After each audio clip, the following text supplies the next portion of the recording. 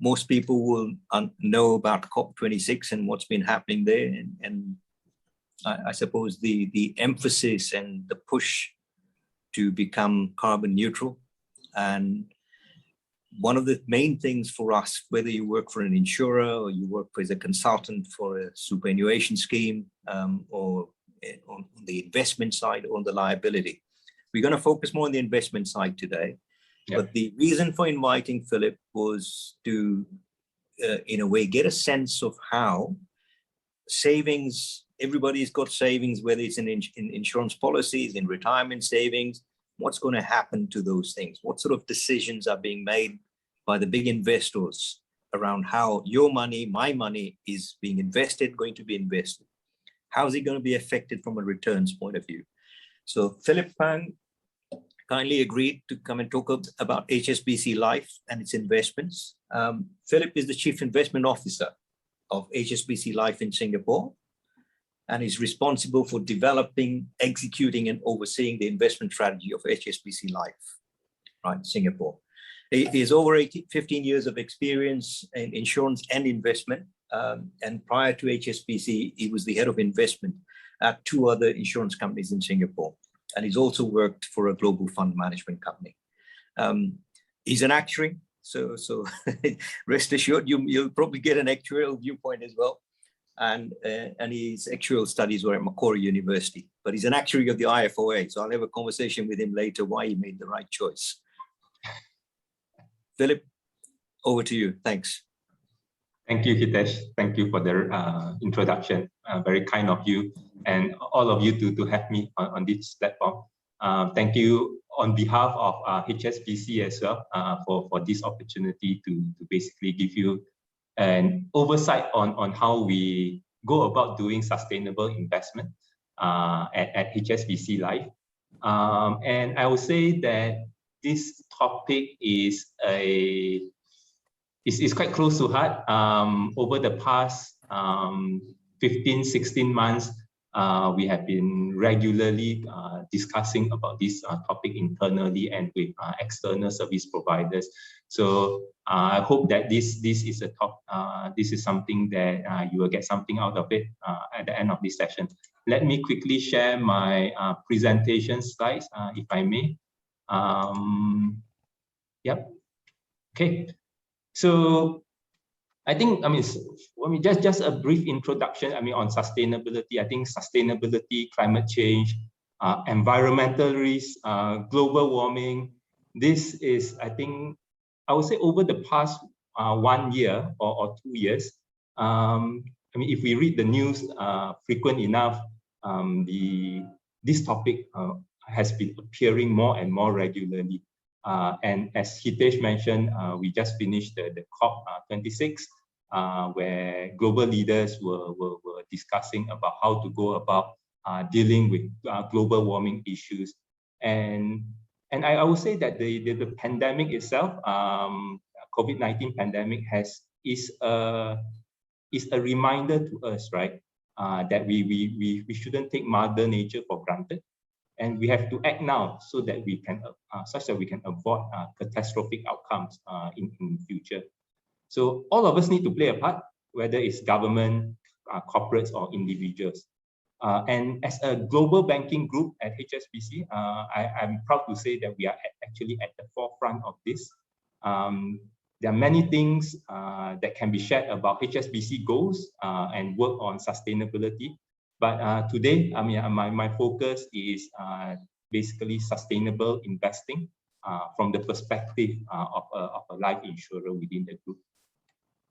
I'll give you a bit of background information. Looking from HSBC group perspective, then HSBC Life from a global perspective, then how do we go about investing in a sustainable manner? As some of you might have realized, HSBC has been quite active in this accelerate towards a net zero goal, basically from a carbon emission perspective, to basically hit a zero target by 2030. And from a financing perspective, we have also set ourselves a net zero goal by 2050, so that the financing that we provide to our corporate customers and will reach a net zero basis. From a customer standpoint, I mean, we have made a commitment to provide sustainable funding to up to $1 trillion of sustainable financing and investments to our customers over the next 10 years. And we are also participating quite actively in other types of climate solutions. One is, we want to be one of the largest natural capital manager in the world. I will come to that a bit more later on. And also, we have been very active in terms of promoting sustainable infrastructure, right? As some of you might have read, locally, that we have partnered with Temasek Holdings, where we will provide ourselves, and Temasek Holdings will provide $150 million worth of initial financing to sustainable infrastructure projects. And that is envisaged, that platform is envisaged to grow to $1 billion within 5 years. So that is actually one of the testament that how HSBC is involved in the sustainable goal.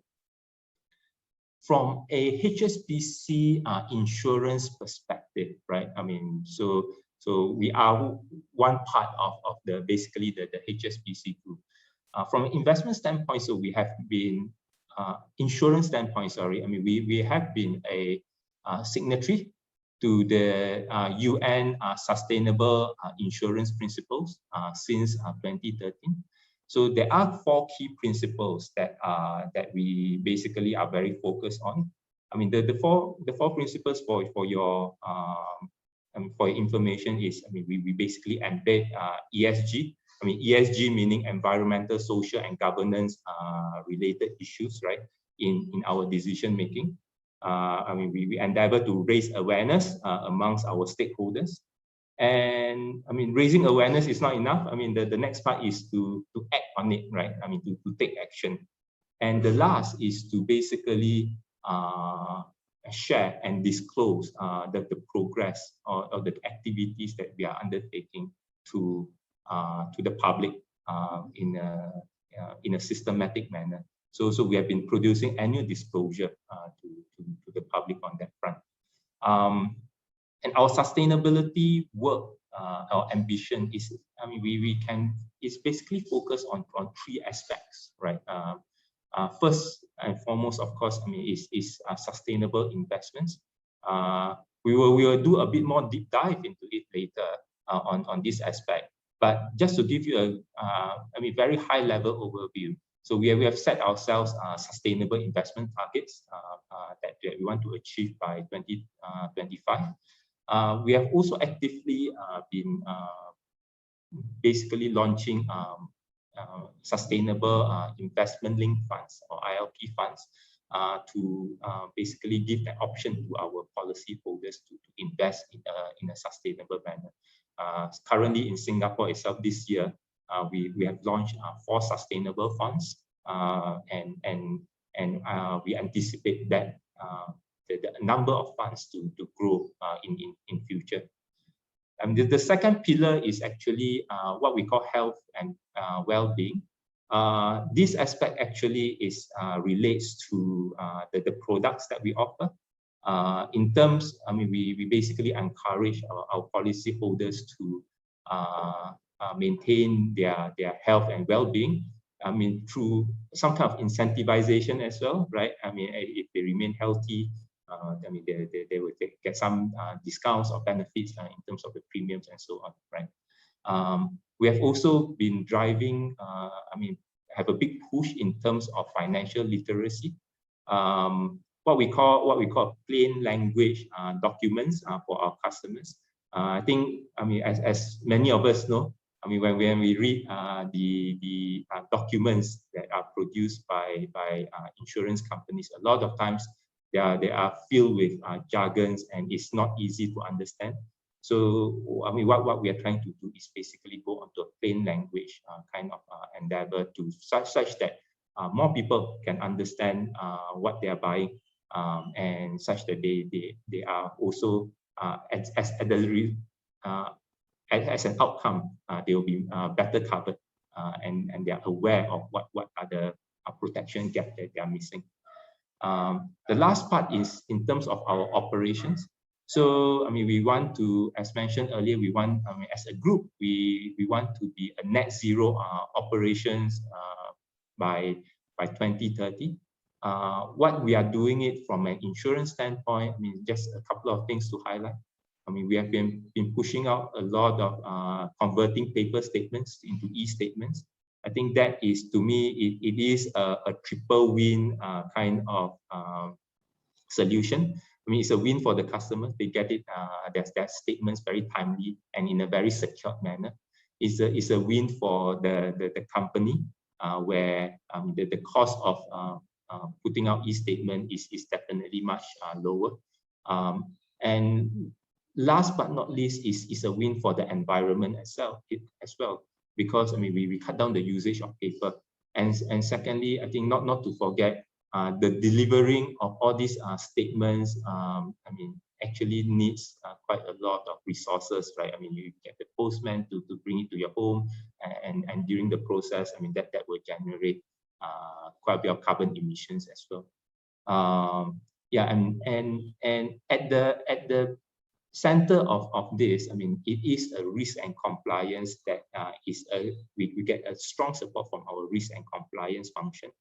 I have to say, in the current world, a company which wants to manage its risk and compliance well basically needs a very sound, sustainable strategy as part of the overall corporate endeavors. Let's move on quickly to investments related topics now. I'll say that from a investment standpoint, there is I mean, we have set ourselves a governance framework that's focusing on 3 parts, right?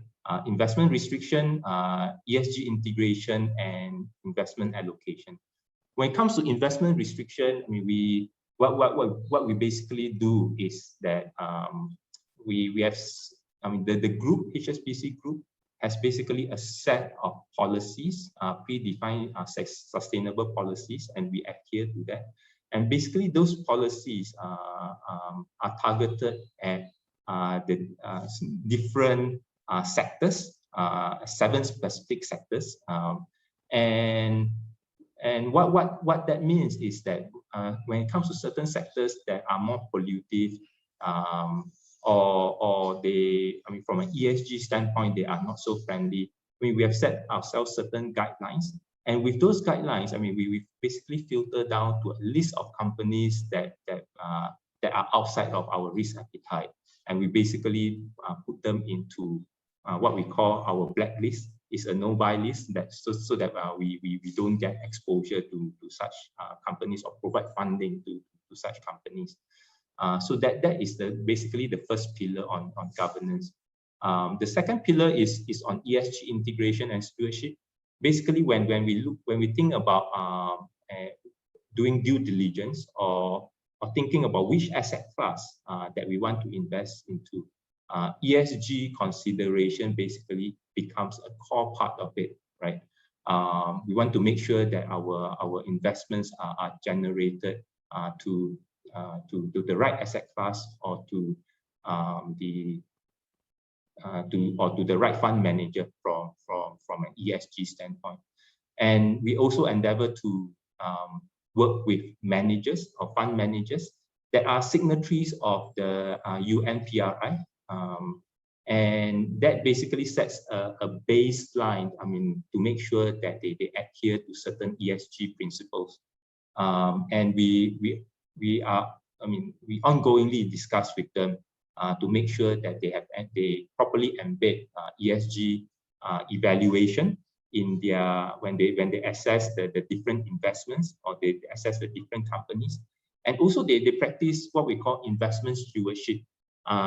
This might be a bit of a jargon. I mean, but what it basically means is that they take on a stewardship mindset to actively engage with companies to make sure that the companies that they invest in adopt more and more the ESG, the good ESG principles in the running of the companies, right? And last but not least, of course, having all these principles of governance is not sufficient unless we channel our investments into basically a sustainable, what we call sustainable investments. There is an explicit allocation to it, and I'll bring you through a bit more, give you a bit more color in the following slides. Okay, so this is basically an overview of how we run our strategy. When we think about ESG investments, a lot of times we think about it about green bonds, which is much talked about in the news, right? Or sustainable bonds as well, right? As some of us might have read, for example, the NEA, which is the National Environmental Agency in Singapore, has recently also launched a green bond, right? And that is part of their journey to basically channel funding, right, towards green initiatives.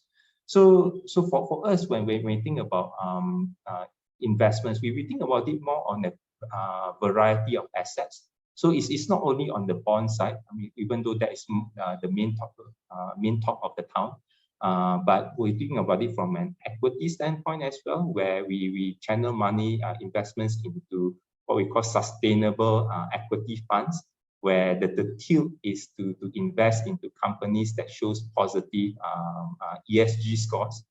From a private equity standpoint as well, I mean, there are also opportunities there. For example, channeling investments into funds that invest into the medical medical sector, right? The other thing that we basically invest into is what we call infrastructure debt. I think that is actually that there's a lot of opportunities there to direct investments into sustainable or ESG causes.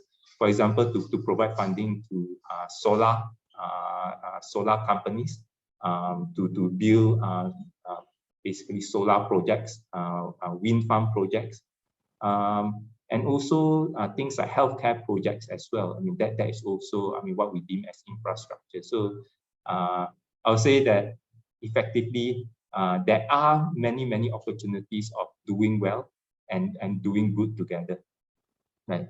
The third bracket that we base, I mean, as part of our strategy, we as much as we want to channel investments into them, we also closely monitor, I mean, the progress of how we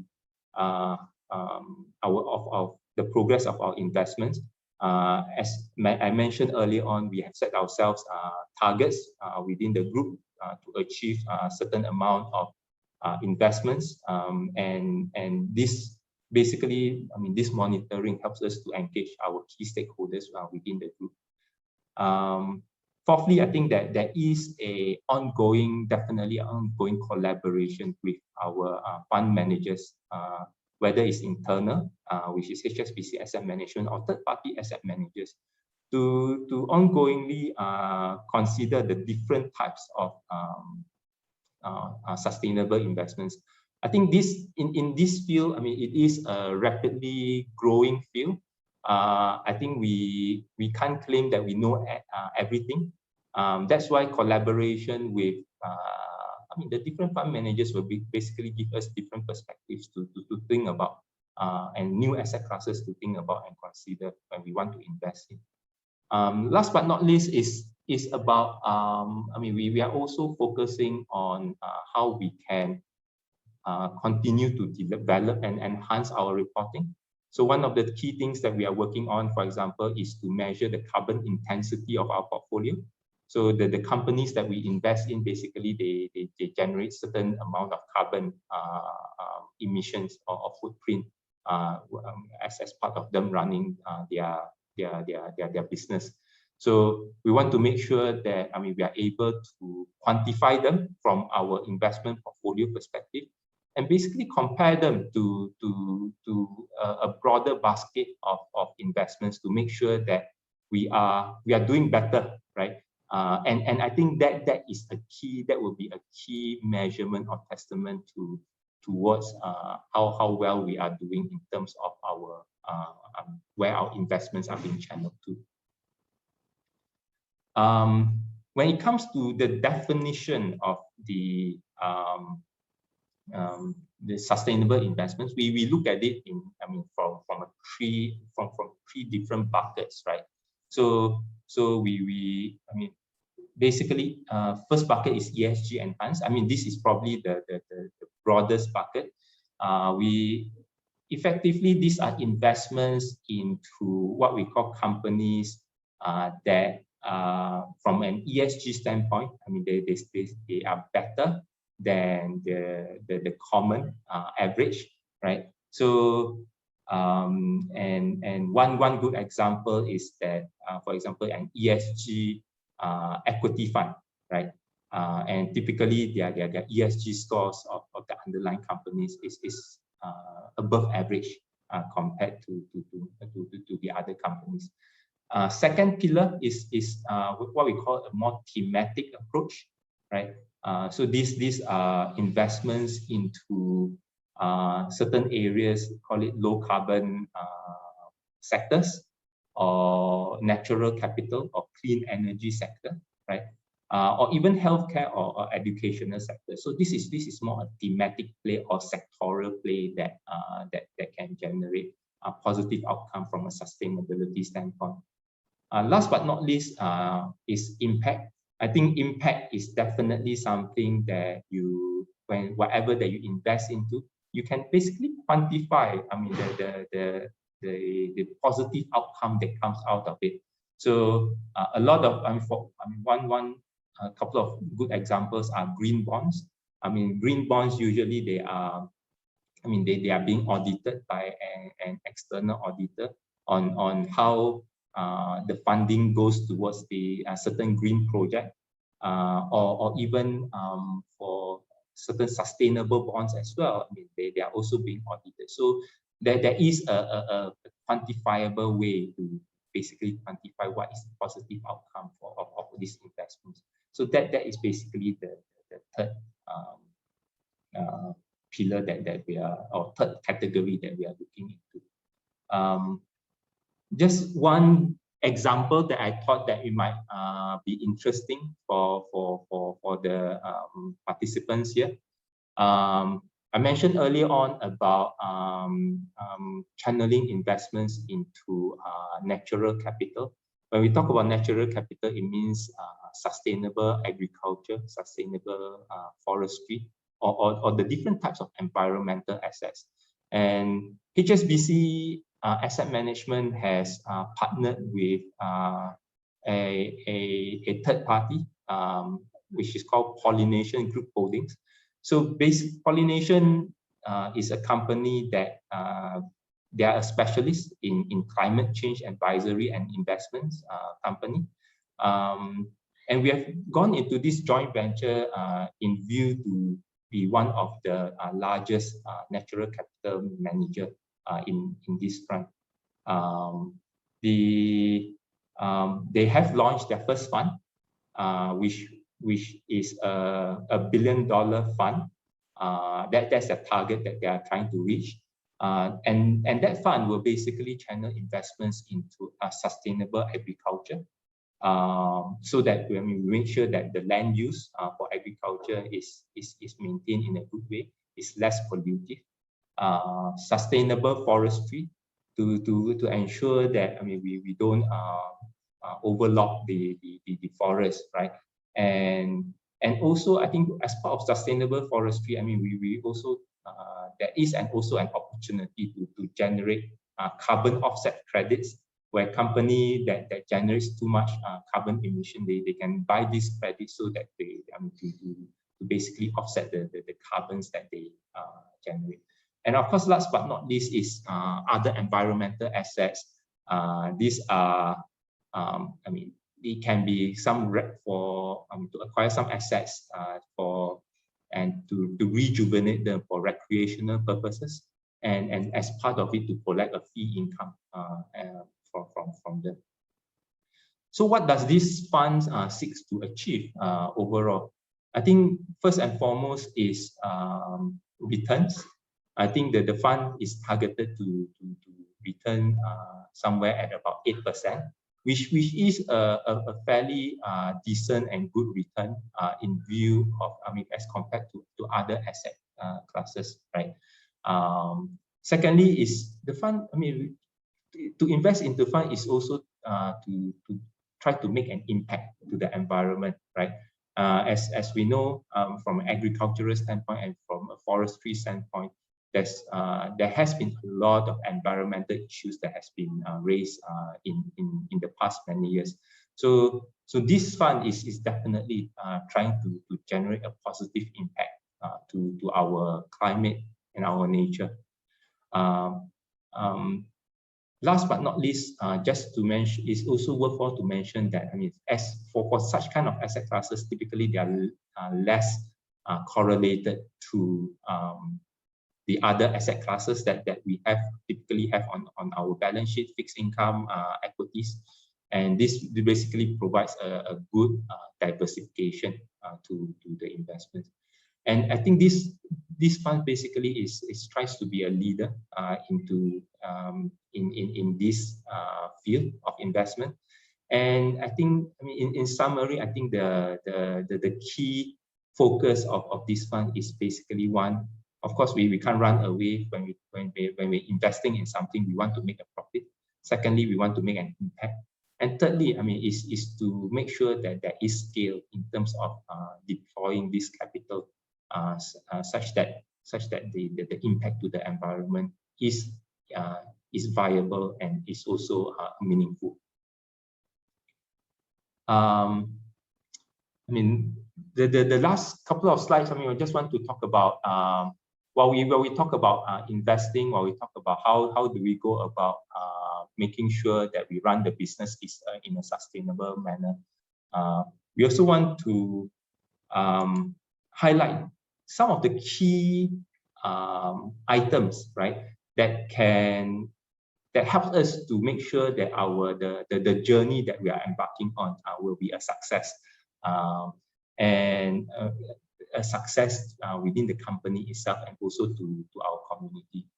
First and foremost, there will be governance and commitments.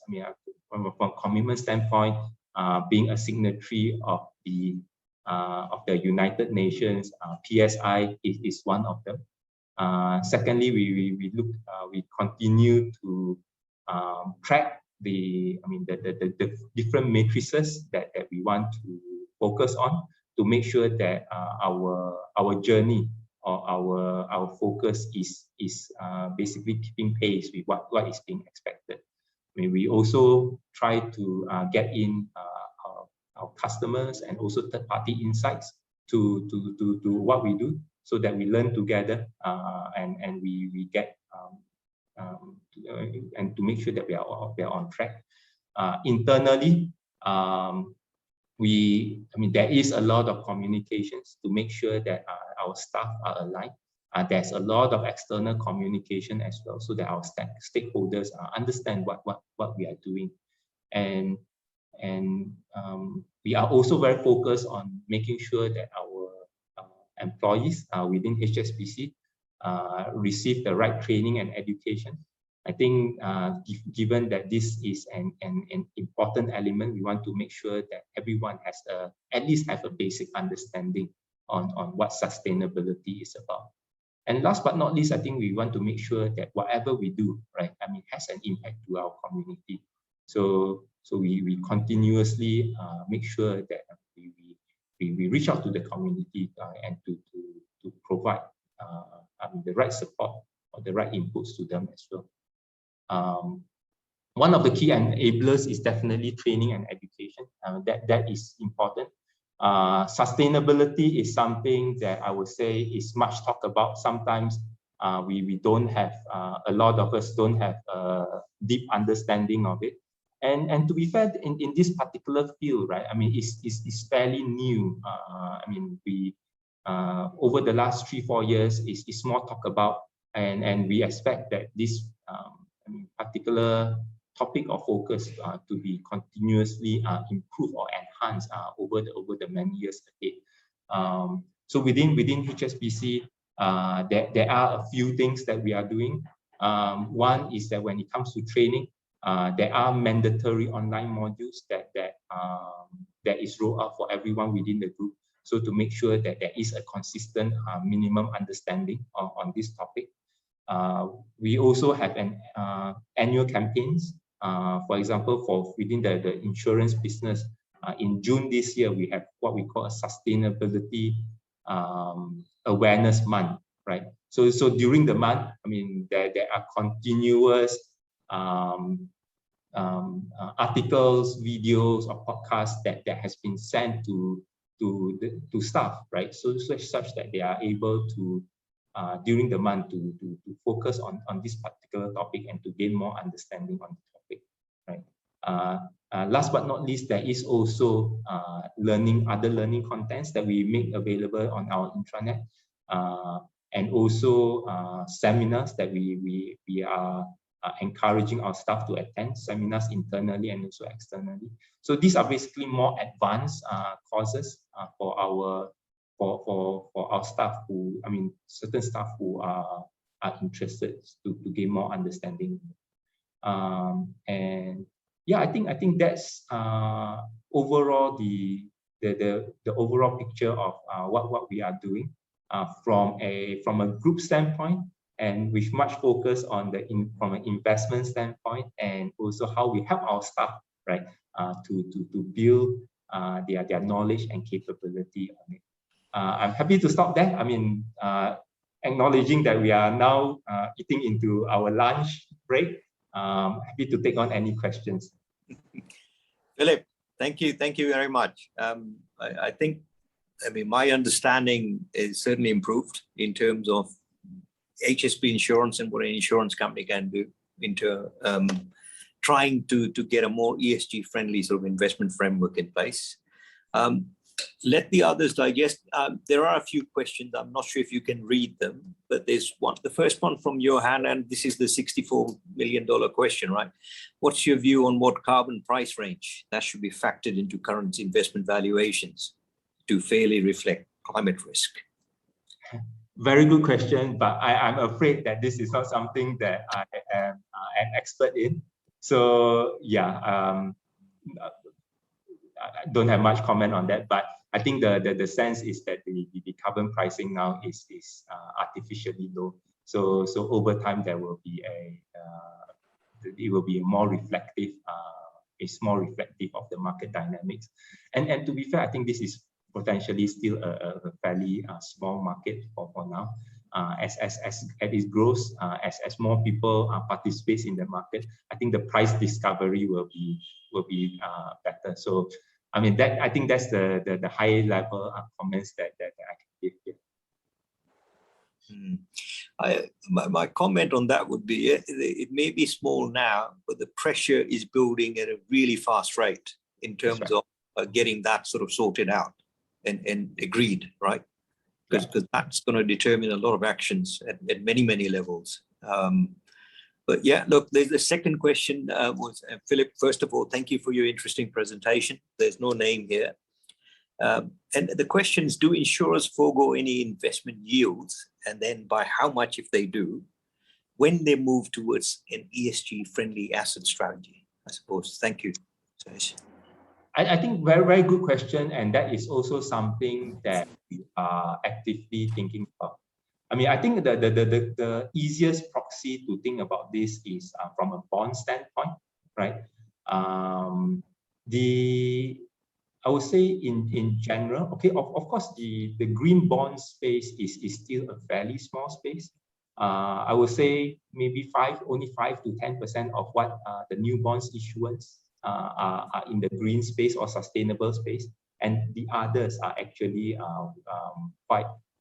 I mean, they are just generic bonds. I mean, not linked to green or sustainability. We have seen sustainable bonds, given the focus on many investors or stakeholders into this asset class, and given the smaller size, yields are being more compressed. I mean, in terms of yields, how much lower it is, I think is in the range of, I think, depending on market, I would say up to 50 basis points, right? Maybe about, I mean, the mean might be about 20, 30 basis points kind of yield compression compared to others. So, and we have seen that such kind of assets are very keenly bidded over the past, right? So, I mean, I think that's one part of it. And secondly is that given the smaller market size of green or sustainable bonds, you are basically looking at, I mean, from an insurance company, we are very focused on ALM, right? So you might not get the right bonds in the right tenor or the right quality for your portfolio, right? But of course, this is a sector that it continues to grow, right? And I would say, yes, I mean, we are very conscious about that. I mean, we are taking small steps towards investing in this, acknowledging that there is a potential impact into from the yield perspective. But I think, I mean, just to give another two perspective, right? I mean, I talk about bonds, right? I mean, I mentioned in my presentation about infrastructure debt, right? So actually, infrastructure debt, I mean, is actually an asset class that is less. I mean, there are less participants in it, right? And actually, we see that certain infrastructure debt that can still generate quite good spreads, right? I mean, in the BBB space, spreads of above 200 basis points. So I think we are still quite rewarded on that. So in that front, we are doing well and doing good at the same time, right? So we are not seeing a detraction in terms of yields there. And I think thirdly, from an equity standpoint, to invest into equities that are ESG positive or equities that are sustainable, one might think that we are giving up a lot of yield, but I mean, maybe another perspective of it is this, right? That going forward, we are actually seeing quite a lot of money that's coming into investments that's coming into this ESG space, right? So I think many of these companies that have a very good ESG profile, I think they have a tailwind on them, right? For their share price to do better, because that's, I mean, the money is actually chasing after it. I mean, and there's more and more coming in. So yeah. So I mean, just to give you a different side of the different things to balance it up, right? Yeah. Yeah, I think there's no easy answer, right? There's stuff that, as you say, people are chasing the assets as well. So yeah. Great, thank you. There's a couple of other questions here. Well, and probably you can relate this. So I'm gonna, your hand's asking, and I'll maybe paraphrase it. It's about your transition pathway and how you select investments, right? So if you are deciding not to invest in carbon heavy type of investments, like maybe coal, say, intensive industries, would it not be better to actually work with these companies and help them manage their transition to a carbon free, rather than to avoid them completely? Because that's going to create a lot of disruption in the economy, and the transition is going to be more chaotic. But what's your view on that? Yeah, I think at the end of the day, I think there is definitely there is a validity. I mean, that is valid. We are actually not saying that we will not, for example, invest into companies, let's say in the oil and gas sector, right? But definitely there are companies that are in the oil and gas sector that are more in tune, or they are preparing for the transition to a net zero environment, right? They're aware of what they are doing, and they're actively finding solutions to that. And I will say that the larger oil and gas companies are already doing that, as we read in the news a few days ago about Shell, right? I mean, we know that Shell is quite a big player in Singapore in the oil and gas industry, and they are actually rapidly repositioning themselves in this new environment. So yes, I think we are and we will be investing in these companies. But there are just certain companies that the management or the board are much slower, or they are ignorant towards the demands of the market when it comes to ESG related issues, right? I mean, for this, I think that there is an engagement, but I think sometimes I think we will need to draw the line somewhere, right? To basically say that, okay, I mean, after certain times we will need to stop investing into these companies. And I think that it's not so straightforward. I think every single company has its own profile, and we are not saying that we're cutting out certain industry totally. And within that, I think within each industry, I think there are better players that we want to be with, and we think that they are better. I mean, we are also managing policyholders' money, right? We want to make sure that policyholders' money are invested in a good way, right? Yeah. Okay. No, I get. Thank you, Philip, for that. I mean, it's obviously a considered decision, right? And it takes time. Just a couple. We may run out of time, but just a couple of things. Question here, which was related to this, the transition pathway, and that. Who sets the direction and the strategy? Is it locally or is it done by the bank globally? Okay. There's a lot of thought process that's coming out from the bank level, so we call it the group level, right? And we are, to be fair, I think there are so many entities within the group. I think coming from a group top down is to make sure that we are better coordinated and there's better alignment in terms of our strategy. So there is a top down kind of strategy that where we want to head towards. Then, of course, when it comes to implementation, it's actually a bottom-up kind of strategy, right? Then it comes to the local businesses, whether it's from an insurance standpoint, from a bank standpoint. I mean, each of us set our own strategy of how do we help the group to meet all of these goals. Yeah. Okay. Maybe one or two more, and this is a good actuarial question. If you can demonstrate, or if the market value for ESG-friendly assets is less volatile, then can you justify a lower capital requirement for holding ESG-friendly assets? I don't know. I mean, you can have a view on this, I suppose.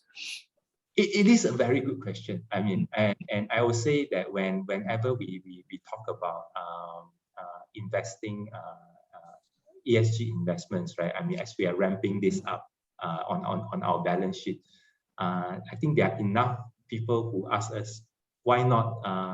Are we getting credits from it from a capital standpoint, right? And also, I mean, whether we are engaging the regulators on it. I'll say that, I mean, some of this is that it might be a bit too early to have a lot of statistics to back things up, right? I think we are, as time progresses, I think when we get more and more data, I think we should be able to substantiate that. And to be fair, I think, I mean, a lot of credit goes to the regulator, to the MAS, which has been very actively focused on environmental risk, ESG related issues, right? And actually, I won't be surprised, right? I mean, in a few years' time, credits are given to such investments, and maybe, I mean, another perspective, I mean, just which is what happened this year, right? When it comes to stress testing, right? I mean, the MAS has already given directions that we need to stress test our balance sheet based on certain environmental scenarios, on our exposure to certain sectors. So if that is driving our, I mean, our view on how much capital that we need to keep within the entity, I think that is actually a starting point to say that, yeah, I mean, if we invest in a certain manner, the capital requirement that we need is actually much lesser. I mean, in the near term, right? From a stress testing perspective. But of course, going forward, I mean, it's better still if we can get credits, direct credits in terms of lower risk charge on such. Yeah. Okay, Philip, I'll have to bring this to a close because, as you said, we're running into the sort of lunch, and there's a session immediately after. I mean, we could carry on, but look, really interesting. I appreciated that. Thank you very much for giving us all an insight into how a life company is now working on, becoming a carbon neutral or a carbon friendly company. And maybe we can follow up with you at some stage and get an update on where you are within 6 months or something like that. Yeah. Sure. Pass one message back to Alistair. I said, tell him I'm really disappointed that he didn't bring along the tree huggers. He promised he was going to bring a couple of them along just to keep you safe. Yeah. Okay, sure. Thank you very much. Thank you, Hitesh. Thank you, everyone.